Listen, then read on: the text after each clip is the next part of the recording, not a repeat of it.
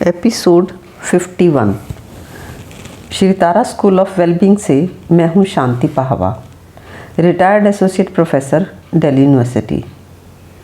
आज की बात शुरू करते हैं कुछ सवालों को लेकर। सवाल हैं कि क्या मृत्यु के बाद भी जीवन है? मैं कौन हूँ, आत्मा या शरीर? परमात्मा है या नहीं, और है तो कैसे मिले? मोक्ष क्या है? मोक्ष कैसे मिल सकता है? कहाँ, कैसे, कब मिलेगी शांति? जीवन आखिर है क्या?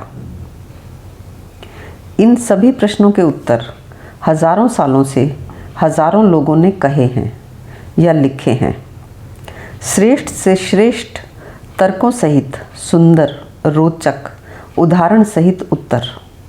पर क्या ये प्रश्न आपके भीतर से मिट पाए? नहीं। क्या इन प्रश्नों पर खोजना, सोचना, पूछना, बताना बंद हो सका? नहीं। क्यों? कहीं ना कहीं कोई बेसिक भूल है तुम्हारे द्वारा प्रश्नों को सोचने में, पूछने में। ऐसे ऐसे प्रश्न तुम पूछोगे तो उत्तर तुम्हें हर कोई देने को तैयार बैठा ही है। हद तो ये है कि तुम्हें अभी कोई पूछ ले तो तुम भी ये उत्तर दे ही दोगे। मैंने अपने जीवन में ऐसे लोग नहीं देखे जिनमें इतनी ईमानदारी हो कि वो कह सकें मुझे नहीं पता। मैं तो खुद भी खोज ही रही थी या खोज ही रहा था। यानी एक बुनियादी बात तो ये कि इस तरह के प्रश्नों के उत्तर तुम खोजो तो तुम्हें उत्तर तो मिलेंगे, पर प्रश्न खड़े ही रह जाएंगे। दूसरा ये कि उत्तर तुम्हें पहले से पता भी होते हैं। इसीलिए तुम्हारे इन प्रश्नों के मैं उत्तर दूं, इससे कुछ होने वाला नहीं है। बरसों तक मैंने भी सत्संगों में, पुस्तकों में, टीवी पर, गुरुओं की परम बातों में ऐसे ऐसे प्रश्नों के उत्तर खोजे हैं, पर कुछ भी तो नहीं मिला सिवाय निराशा, दुख, उलझन, धोखों के। क्योंकि मेरी भी वही बुनियादी भूल थी जो आज भी करीब करीब सभी की है, और वही बुनियादी भूल हजारों बरस पहले भी करीब करीब सभी की थी। यही सब सवाल आत्मा, परमात्मा, मोक्ष, शांति, जीवन, मृत्यु के बारे में एक युवक ने बुद्ध से पूछे। बुद्ध ने कहा, 1 साल रुको, तुम्हें सब जवाब मिल जाएंगे। और वो युवक रुक गया। तभी एक शिष्य हंसा। युवक ने पूछा कि ये क्यों हंस रहा है? बुद्ध ने कहा, उसी से पूछ लो। उस शिष्य ने युवक के पूछने पर कहा कि बुद्ध झूठ बोल रहे हैं, तुम्हें कभी इन प्रश्नों के उत्तर नहीं देंगे वो, क्योंकि साल भर में तुम्हारे प्रश्न ही गिर जाएंगे। प्रश्न बचेंगे ही नहीं तो तुम पूछोगे ही क्या? बुद्ध ने कहा कि देखो, मैं नहीं बदलूंगा 1 साल बाद, मगर तुम ही बदल जाओ तो फिर मैं क्या कर सकता हूँ? तुम ही ना पूछो प्रश्न तो फिर उत्तर देने का तो कोई प्रश्न ही खड़ा नहीं होता। क्यों नहीं दिए बुद्ध ने तत्काल उत्तर? क्या बुद्ध को उत्तर पता नहीं थे?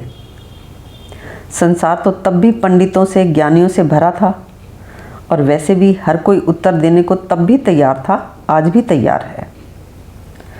तो क्या बुद्ध को अपने आश्रम की दुकान चलाने के लिए शिष्यों की भीड़ चाहिए थी? क्या बुद्ध को उस युवक से साल भर दान दक्षिणा लेनी थी या अपनी सेवा करवानी थी? नहीं।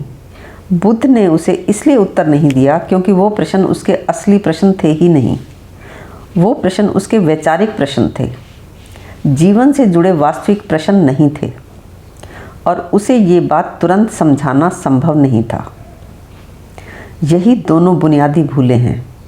एक तो असली प्रश्न ना पूछना, और दूसरा समझने के लिए समय ना लगाकर तुरंत जवाब चाहना। तो बुनियादी भूल ये हुई कि तुम ना तो अपने असली सवाल पूछते हो और ना ही तुम थोड़ा रुककर समझना चाहते हो। कोई भी तुम्हें तुरंत उत्तर बता सकता है कि परमात्मा क्या है, आत्मा क्या है, मोक्ष कैसे मिले, शांति कैसे पाई जाए, पर किसी के किसी भी जवाब से तुम्हारे जीवन में कोई फर्क पड़ नहीं सकता।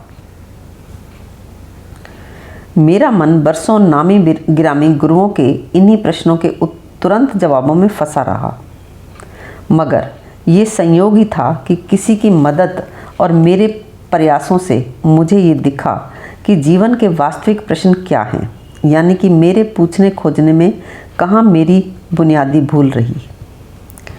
अब मुझे ये दिखता ही है कि तुम सभी मेरी तरह इसी बुनियादी भूल में जी रहे हो।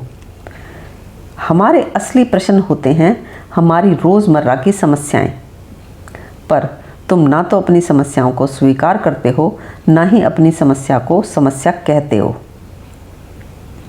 लेकिन अपनी समस्याओं का तुम्हें खुद तो पता ही होता है, इसलिए उपाय के तौर पर समस्याओं को दबाने, भुलाने या इग्नोर करने का प्रयास करते रहते हो, या खुद को व्यस्तताओं में डुबो लेते हो और खोजते पूछते भी हो तो वो प्रश्न जो तुम्हारे वास्तविक प्रश्न नहीं होते।